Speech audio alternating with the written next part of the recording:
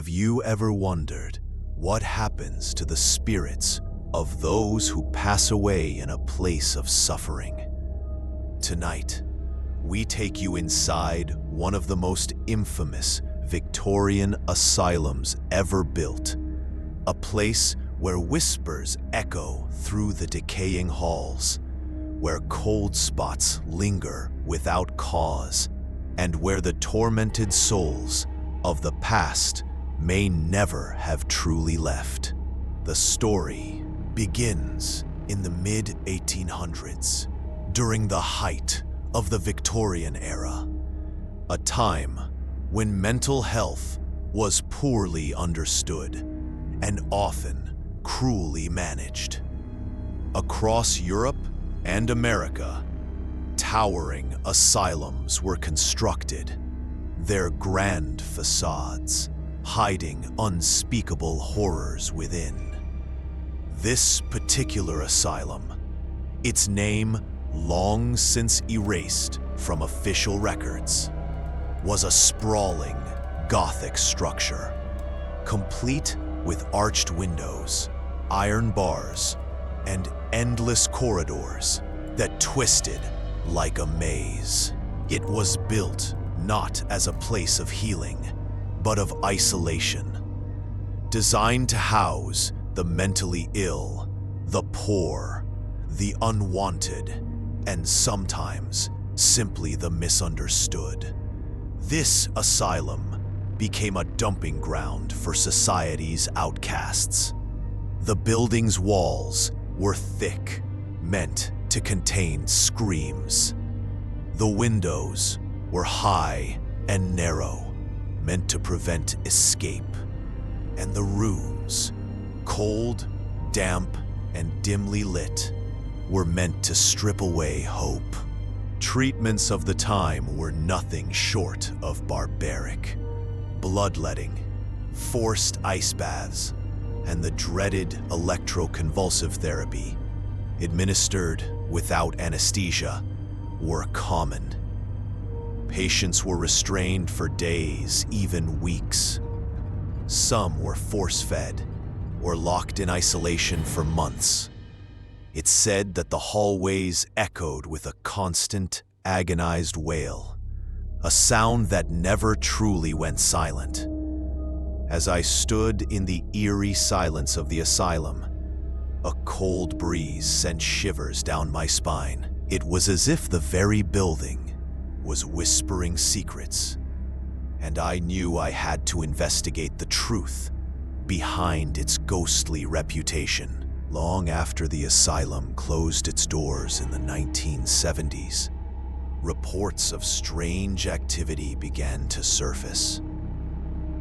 Urban explorers, thrill seekers, and amateur ghost hunters would sneak in under the cover of darkness, only to flee in terror before sunrise. What they described was chilling.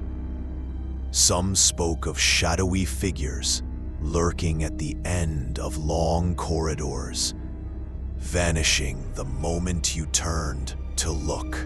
Others claimed to hear whispers in rooms that hadn't echoed with human voices for decades. Doors would slam on their own. Wheelchairs left in empty halls would suddenly roll across the floor. Old call bells, disconnected for decades, would chime in the dead of night. One former nurse, now in her 80s, recalled late-night shifts when she would see figures pacing the locked wards, long after the patients were asleep. I always thought it was my mind playing tricks on me, she said, but sometimes they would look right at me. Another staff member quit after just 3 nights, saying she heard scratching from inside an unused padded cell, followed by a voice whispering her name. Could it be that the pain and trauma suffered within these walls left something behind? Something that defies explanation? Modern psychologists have studied the effects of emotional trauma on both individuals and locations. Some believe that intense human suffering can leave behind a kind of psychic residue, an energy imprint that can replay itself like a recording under the right conditions. But what if it's more than that? Many paranormal investigators believe that intelligent spirits, beings with awareness, may be trapped here, unable to move on due to the violent nature of their deaths or unresolved emotions. This idea raises uncomfortable questions. How many of the asylum's patients died not from illness, but from mistreatment, neglect, or worse? I've witnessed things in this asylum that I can't explain. Unexplained noises, shadows flickering in the corner of my eye, and a feeling of being watched. Tonight, we'll delve into the darkness and uncover the truth behind its terrifying history. In recent years, the asylum has become a hotspot for paranormal investigations. Teams equipped with high-tech gear have scoured the crumbling hallways and abandoned wards, hoping to find proof of what many already suspect, that the building is haunted. EVP recorders have picked up voices, some faint, others disturbingly clear. One recording captured a child's laughter in the abandoned children's ward.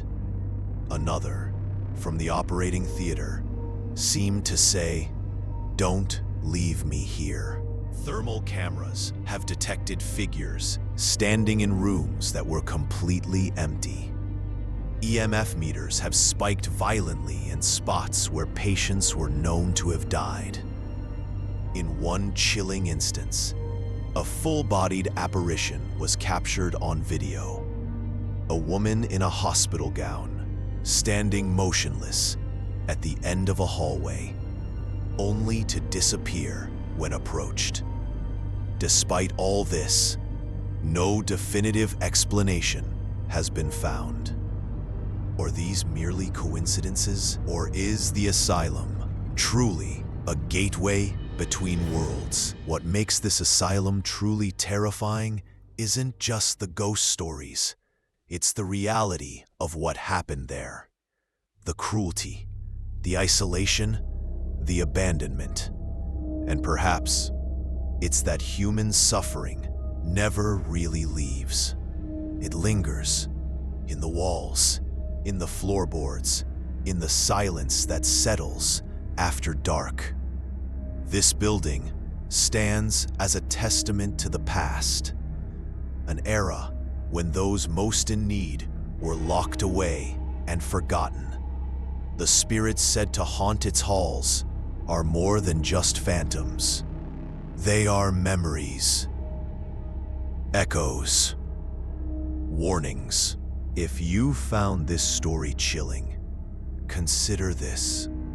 How many other asylums lie hidden across the world, their histories buried beneath dust and silence? We encourage you to research the forgotten institutions in your own community. Listen to the stories. Honor the voices of the past, because sometimes the past still speaks. And if you dare to dig deeper into the world of hauntings, spirits, and forgotten souls, be sure to subscribe and join us on our next journey into the unknown. Because in places like this, the dead don't rest. They wait.